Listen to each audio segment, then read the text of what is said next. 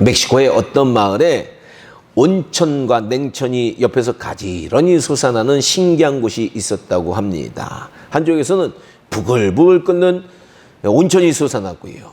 그 옆에서는 얼음물과 같이 차가운 냉천이 솟아오른다는 겁니다. 그래서 그 동네 이 여자분들은요, 빨래 바구니를 가지고 와서 온천에서 빨래를 삶고요.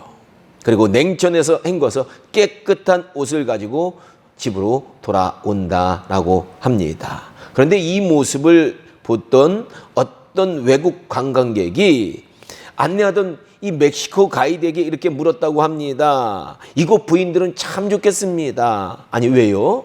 찬물과 더운 물은 마음대로 거저쓸 수 있으니까요. 우리나라는 돈 내야 되는데 돈 안 내고 이렇게 거저쓰니까 얼마나 좋겠습니까? 이곳 사람들에게는 이 온천과 냉천을 주신 하나님께 감사하는 마음이 충만하겠군요. 감사가 마음에 넘쳐나겠군요. 라고 이렇게 물어보자. 그러자 멕시코 안내원이 이렇게 대답을 했다고 합니다. 천만에요. 이곳 아낙네들은요, 땅에서 비누가 나오지 않는다고 불평불만합니다. 라고 이렇게 얘기했다고 합니다. 맞습니다. 사실 우리 인간은요, 감사보다는 불평불만을 선택하는 경향이 강하다라는 겁니다. 광야 이스라엘 백성들도 보면요, 하나님께서 늘 만나로 그들에게 필요한 것으로 먹여주셨습니다. 그런데 그들이 하나님께 감사했나요? 아닙니다. 늘 불평불만을 입에 달고 살았고 불평불만을 선택했다라는 겁니다. 여러분 어떠세요? 늘 감사를 선택하세요? 때로는 불평불만을 선택하세요. 그런데 이 불평불만이 우리 삶에 들어오면 우리 인생은 어떻게 되냐? 불행해지기 시작한다라는 겁니다. 그 이유는요, 감사가 사라진 마음에는 무엇이 생기느냐 하면요, 걱정과 근심이 사로잡기 시작하고요. 저도 그러더라고요. 감사가 사라지면 자꾸 미래가 걱정돼요. 근심이 생기는 거예요. 근데 우리 주님께서 뭐라고 하셨어요? 걱정하지 말라 그랬잖아요. 그렇죠? 한날의 걱정은 그날의 족하다라 그랬잖아요. 그러니까 걱정하지 말아야 되는데 자꾸 걱정이 사로잡는 겁니다. 마음을요. 그리고 육체는 스트레스가 쌓이기 시작하고요. 머리가 근심으로 지근지근 아프기 시작한다라는 겁니다. 또 이 함께 찾아오는 게 뭐냐? 걱정, 근심이 생기면 의욕 상실이 생기고요. 좌절과 절망이 생긴다라는 겁니다. 결국 감사가 사라진 사람들은요, 인생을 행복하게 살까요? 불행하게 살까요? 불행하게 사는 거예요. 신앙생활도 마찬가지입니다. 감사가 사라진 성도는요, 하나님의 말씀의 은혜를 못 받더라고요. 감사합니다 그래야지 하나님의 말씀이 우리 영혼에 생명의 양식으로 다가오는데, 감사가 사라지면 하나님의 말씀이 그냥 튕겨져 나가는 거예요. 그래서 교회를 어떻게 되느냐? 억지로 나오게 됩니다. 그러다 보면 신앙생활이 어떻게 변하느냐? 고역이 되는 거예요. 이 감사가 넘치는 사람은 신앙생활이 감사가 넘쳐서 고역이 아니라 하나님 앞에 나오는 것이 즐거웠는데, 감사가 사라지면 하나님 앞에 나오는 것 자체가 고역이 돼버리고 만다라는 겁니다. 그런 심령은요, 예수님의 은혜와 성령의 충만함이 사라지게 됩니다. 그리고 그런 심령은 결국엔 어떻게 되느냐? 사막 보세요. 완전히 삭막하죠. 이런 사막처럼 삭막한 불평불만이 가득한 그러한 심령이 되게 돼 있다라는 겁니다. 그래서 과거에요, 일본의 유명한 신학자인 우찌무라 간조 같은 분은요, 이렇게 말했습니다. 하나님이 만일 우리 인간을 저주한다면 질병이나 실패나 배신이나 죽음으로 하지 아니하시고, 하나님이 계신 것을 믿지 못하는 불신앙으로, 그리고 성경을 읽어도 귀에 들어오지 않는 막힌 귀로, 또한 감사하는 마음이 전혀 생기지 않도록 메마른 마음으로 저주하실 것이다 라고 이렇게 이분이 얘기하셨다는 겁니다. 그렇습니다. 마음에 감사가 사라진 영혼은 그 마음이 메마르기 시작하면서요, 그 삶도, 마음이 메마르면 삶도 메마르게 된다라는 겁니다. 그러면 그런 영혼은 저주받은 영혼이 되는 겁니다. 오늘 우리 성민교회 성도님들은요, 추수감사주일을 맞이했어요. 혹시 우리 마음과 입술의 감사가 사라졌다면, 기쁨이 사라졌다면 다시 감사와 기쁨이 회복되는 역사가 일어나기를 주님의 이름으로 축원합니다. 아니, 그래야지 신앙생활하는 맛이 날 거 아닙니까? 늘 불평불만이 입에 나오면 어떻게 해요? 감사가 충만하기를 다시 한번 주님의 이름으로 축원합니다. 감사하면 감사할수록 하나님은요, 우리에게 감사할 일을 더 주시는 거예요. 근데 짜증내면 짜증낼수록 더 짜증날 일만 생깁니다. 그러니까 우리는 늘 입술과 마음에 감사를 달고 살아야 될 줄로 믿습니다. 오늘 본문은 바로 감사와 깊이 관련된 본문의 말씀이다라는 겁니다. 그 배경은 다음과 같습니다. 하박국 선지자는요, 주님이 태어나기 전 한 600년 전에 이렇게 사셨던 분인데요, 그 당시에 북이스라엘이 아수르 제국에 의해서 멸망을 당합니다. 그리고 겨우 남겨진 것이 어느 나라냐, 남유다만 남았는데 바로 이곳에서 활동하던 선지자가 바로 하박국 선지자였다라는 겁니다. 이때 남유다는요, 유대 백성들의 신앙을 회복하려고 종교 개혁을 감행했던 아주 선한 왕, 누가 있었느냐 하면 바로 요시야 왕이 있었는데, 마지막 종교 개혁을 감행했던 왕이에요. 근데 이 요시야 왕이 죽고요, 그 뒤로 그의 둘째 아들인 여호아스가 왕이 되게 됩니다. 그런데 이 여호아스 왕이요, 그의 할아버지 므낫세 왕을 닮아가지고요, 우상을 섬기면서 하나님 보시기에 악을 행했다라는 겁니다. 그러니까 가만히 보니까요, 한 사람의 신앙은 자기 신앙이에요. 부모님도, 아버지도, 자녀도 자기와 같은 신앙을 갖도록 하기가 쉽지가 않은 것 같아요. 야, 이렇게 이 요시야 왕의 아들이 하나님을 떠나고 우상을 섬기니까, 부패하고 타락하니까 하나님께서는 애굽 왕을 통해서 그를 잡아가게 하십니다. 그리고 대신에 이 요시야의 큰 아들인 요아킴을 왕으로 세우시게 된다라는 겁니다. 근데 이 요아킴도요, 역시 백성들과 함께 우상을 섬기며 하나님 보시기에 온갖 악을 행하였으므로 이제 하나님께서는 더 이상은 참으실 수가 없는 거예요. 그래서 하나님께서는 갈대아 사람, 즉 바벨론을 통해서 남유다를 징계하시기로 결정한 상황이었다라는 겁니다. 열왕기하 24장 3절과 4절은요, 하나님께서 남유다의 멸망을 결정하신 이유를 이렇게 말하고 있다라는 거예요. 이 일이 유다의 임함은, 즉 바벨론에 의해서 유다가 멸망하는 이 일이 이 유다의 임함은 곧 하나님 여호와의 말씀대로 그들을 자기 앞에서 물리치고자 하심이니, 하나님이 이제 유다 백성들을 하나님 앞에서 물리치겠다는 거예요. 보호 안 하시겠다는 거예요. 이는 므낫세의 지은 모든 죄 때문이며, 므낫세가 누구라고 그랬습니까? 요시야 왕의 아버지 왕인데요, 얼마나 죄를 하나님 앞에 많이 졌는지 몰라요. 하나님의 성전에 우상까지 세우고요, 하나님께 예배드리는 것이 아니라 하나님의 성전에서 하나님의 성전을 더럽히고 우상에게 제사를 지내고요, 심지어는 이사야 선지자를 톱으로 켜가지고 둘로 배를 잘라가지고 죽인 그런 왕이 므낫세 왕입니다. 그러니까 이 므낫세의 지은 모든 죄 때문에, 또 그가 무지한 자의 피를 흘려 그의 피가 예루살렘에 가득하게 하였음이니라. 여호와께서 사기를 즐겨하지 아니하시니라. 아멘 하기도 힘들어요.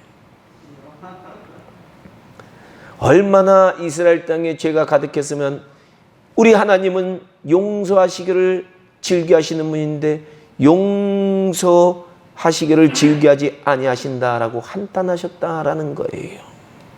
즉 요시아의 아버지 므낫세 왕 때부터 이 요시아의 아들인 여호아하스 왕과 여호야kim 왕까지 남유다와 예루살렘에는 우상 숭배의 죄악과 부패와 타락이 가득했기에 하나님께서는 그들을 용서하지 않으시고 바벨론 제국의 손으로 멸망시킬 계획이셨다라는 겁니다.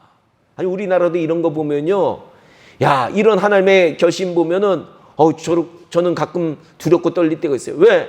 요새 젊은 사람들이 많이 모이는 곳에 가보면요, 다들 타로 점보고 동네들마다 무속신앙이 판치는 그런 일들이 점점 행해지는데, 이렇게 되면 나중에 하나님께서 남유다를 심판하신 것처럼 우리 민족도 심판하실까 봐 겁이 난다라는 겁니다. 그러니 이런 상황 속에서 하나님의 뜻대로 살려고 하는 사람들이 얼마나 어렵겠습니까? 그들에게는 늘 핍박과 어려움이 가득했다라는 겁니다.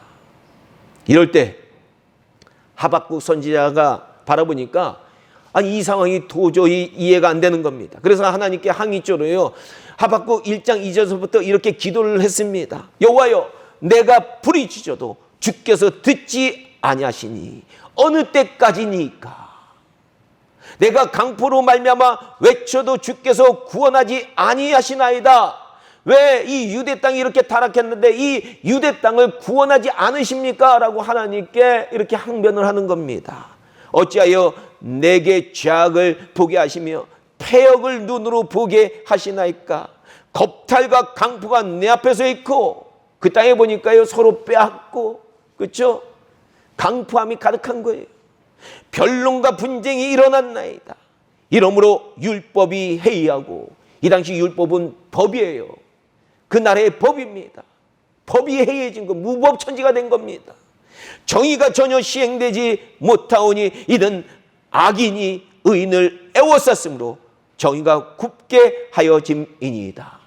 아니, 나라가 보니까, 꼴을 보니까 불의한 자들이 판친다는 거예요. 정의로운 사람들은, 의로운 사람들은 도저히 살아가지 못한 그런 나라가 되어버렸다라는 겁니다. 그래서 하나님께 이렇게 항변의 기도를 하는 겁니다. 왜 이렇게 나라를 이대로 그냥 놔두십니까? 라고 기도를 합니다. 그러자 하나님께서는요, 하박국 1장 5절부터 이렇게 답변을 하시더라고요.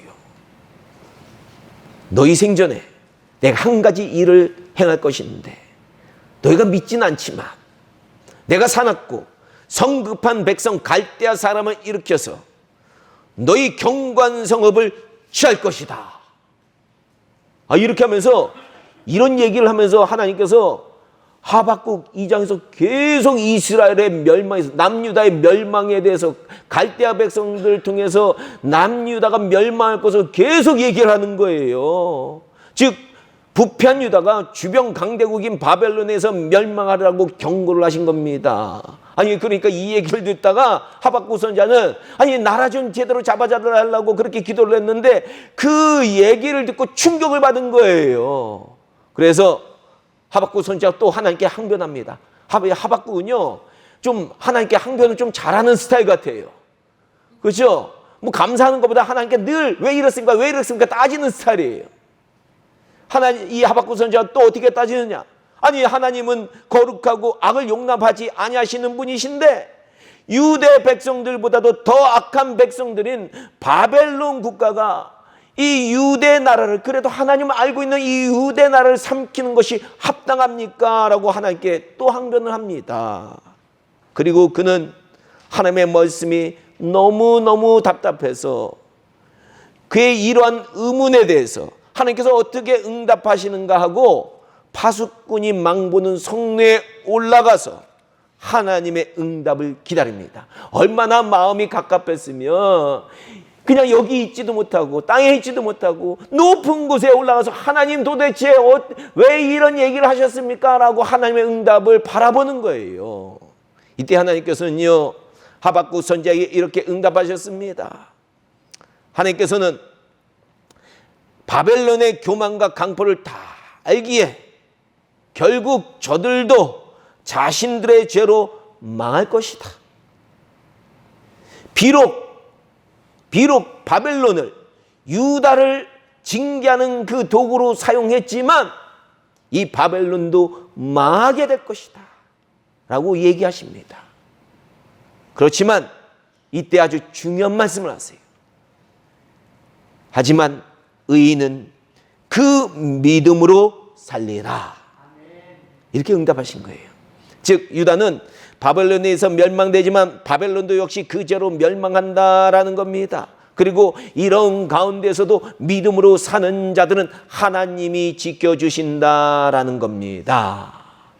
마치 뭐와 비슷하냐면요, 전쟁이 일어났는데 이 총알이 막 날라오고 폭탄이 날라오는 그 속에서도 믿음의 사람들은 하나님 나를 지켜주세요, 이 시간 나와 함께 해주세요 하면서 그 폭탄 속에서도 전진해 나가는 그 군인의 모습과 비슷하다라는 겁니다.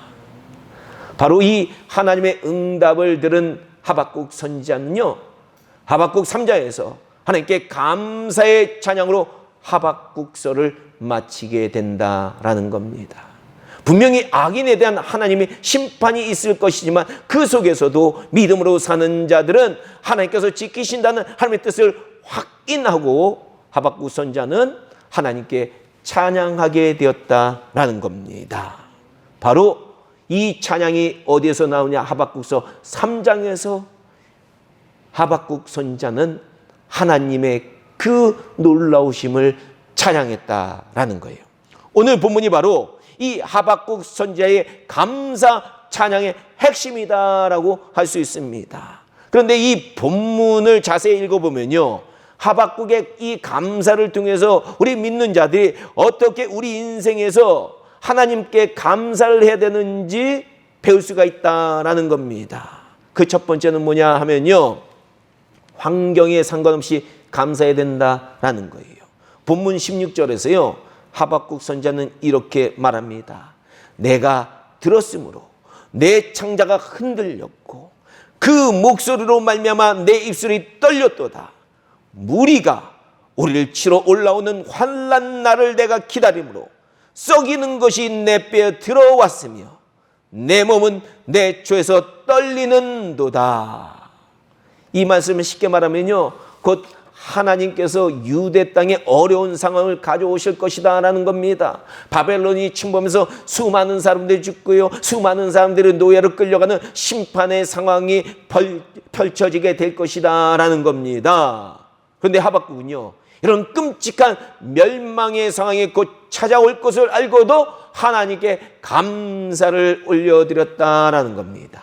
우리는 이 하박국의 감사에서요, 감사란 하나님께서 나에게 좋은 것 주시고 건강 주시고 나를 시온의 대로 평탄케 할 때만 감사하는 것이 아니라 이런 상황에 상관없이 모든 상황에서 감사해야 된다라는 것을 우리가 깨닫게 된다라는 겁니다.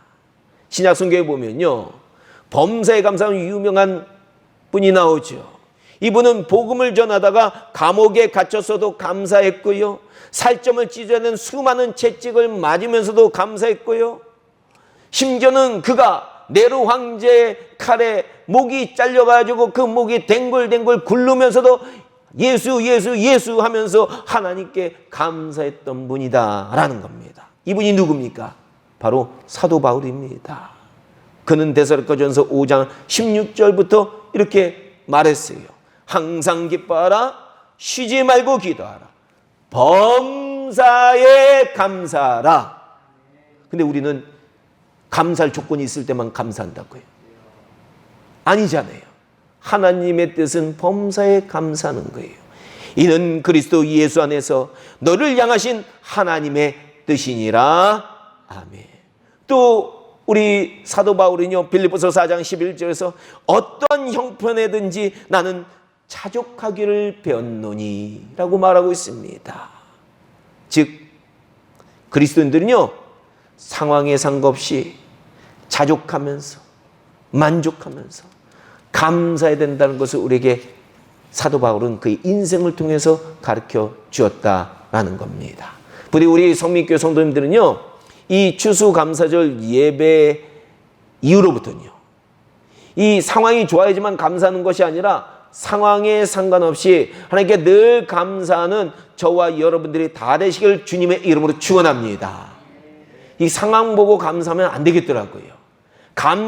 우선 감사부터 해야 돼요. 상황이 나빠도 감사해야지 감사할 일이 생기는 거예요. 그러니까 여러분 무조건 상황이 상관없이 감사하는 저와 여러분들 다시 되시길 다시 한번 주님의 이름으로 축원합니다.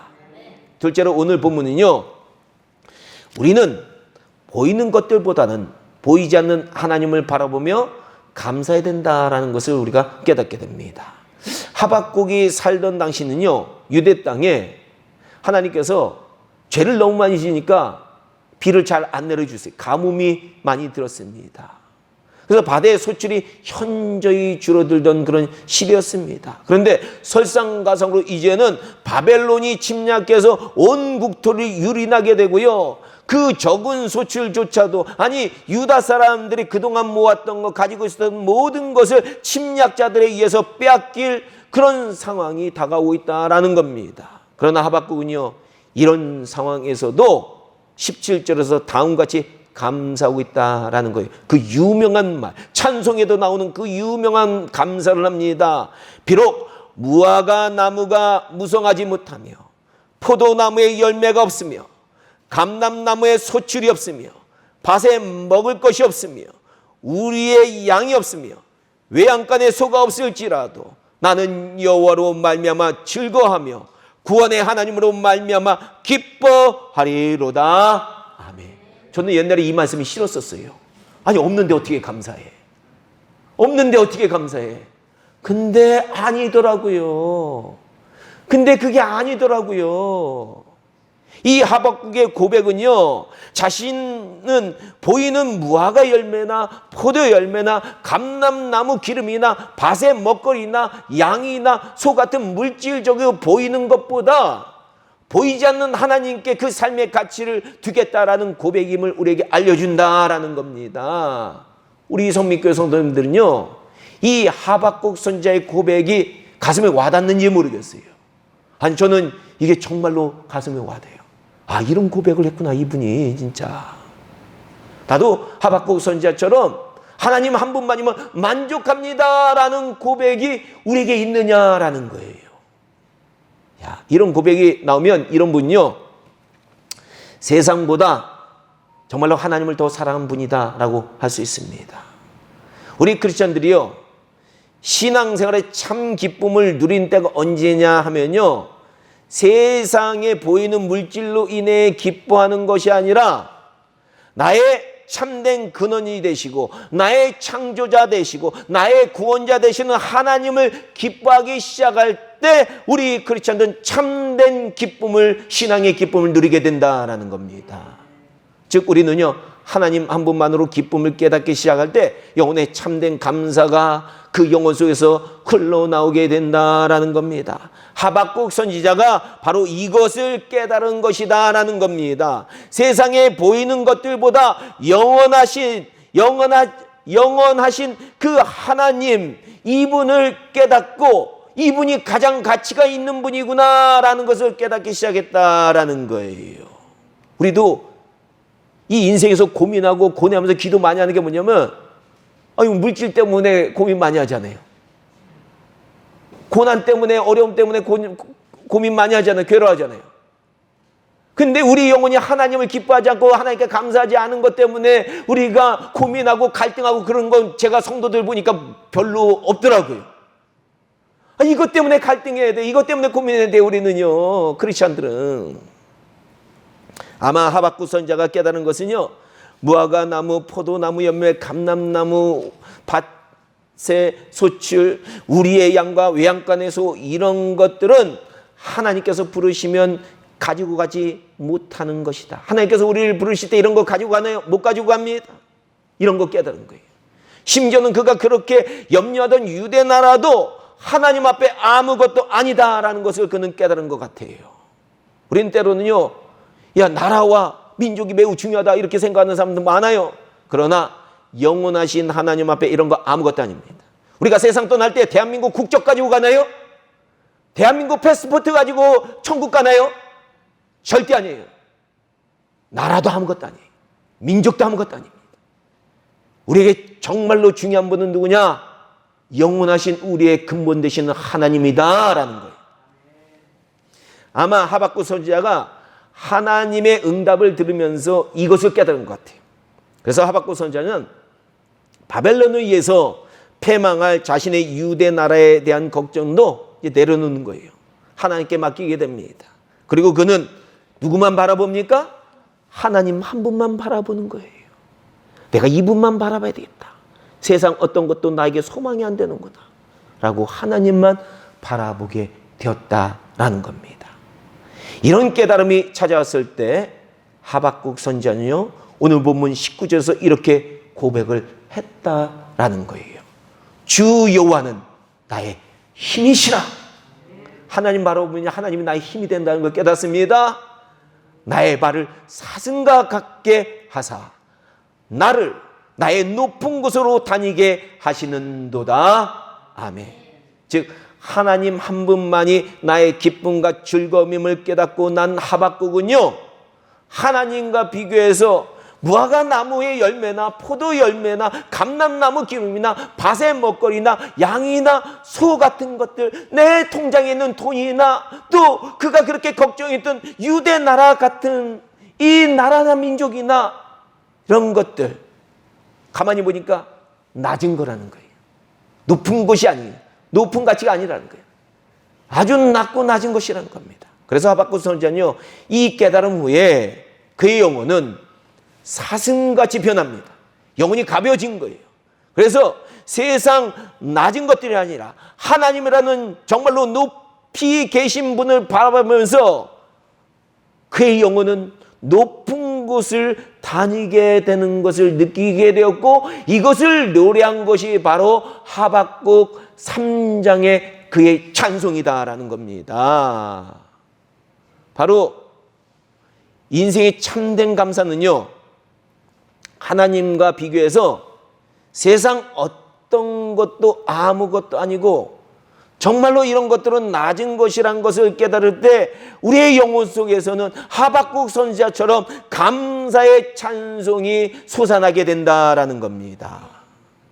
그러니까 우리 성민교회 성도님들, 이런 진정한 감사가 일어날 때 우리의 하나님께서 우리에게 주신 것들이 이것도 감사하구나라고 깨닫는 거예요. 그런데 우리 인간은요, 아무리 하나님께서 주셔도 이런 상대적인 것 가지고는 감사가 안 넘치게 되는 거예요. 절대로 감사가 안 넘칩니다. 아무리 좋은 나라 줘보세요. 감사하는지. 요새 이렇게 좋은 나라 줘도 사람들이 감사하지 않고 맨날 데모만 하잖아요. 아무리 좋은 물질 줘보세요. 사람들 감사하지 않습니다. 행복하지 않아요. 다른 나라 사람들 우리나라에서 왜 자살하는지 모르겠대. 사람들이 열심히 일해가지고 살지. 자기 나라는 이렇게 좋지 않은데, 아무리 좋은 것 줘도 이 상대적인 것은 하나님을 바라보기 전까지는 절대로 이것이 좋은지 감사할 대상이라는 것을 깨닫지 못하는 거예요. 하나님께 진짜 감사하기 시작할 때 우리는 감사가 우리 영혼 가운데, 우리 삶 가운데 넘쳐나게 된다라는 겁니다. 말씀을 마치겠습니다. 부디 우리 성민교회 성도님들은요, 오늘 추수감사주의를 맞이해서요, 우리에게 보이는 이 먹거리들을 주신 이 보이지 않는 하나님을 발견하시고요, 어떤 상황 속에서도, 상황이 좋다고만 감사하는 게 아니에요. 어떤 상황 속에서도 우리의 힘이 되시고 우리를 구원하시는 하나님을 믿고 세상의 상대적인 것들, 정말로 가치 없는 것들, 낮은 것들, 이런 것들 바라보지 마시고요, 이런 것들 때문에 이런 거 가져야지만 감사한다는 그런 생각하지 마시고 영원하신 하나님 바라보면서 그분을 정말로 기뻐하시고 그분을 즐거워하면서 참된 감사가 우리 삶 가운데 날마다 넘쳐나시기를 주님의 이름으로 축원합니다. 이런 감사가 참되게 흘러나오기 시작할 때 우리 모습을 보고, 야, 저 사람들은 뭔가 진짜 다르구나 라는 것을 생각하고 영적 도전을 세상 사람들이 받게 되는 겁니다. 우리 성민교회 성도님들은 모두 이런 그 영혼에서 하나님을 바라보면서 나오는 그 참된 감사가 넘쳐나시기를 주님의 이름으로 다시 한번 축원합니다. 기도하겠습니다.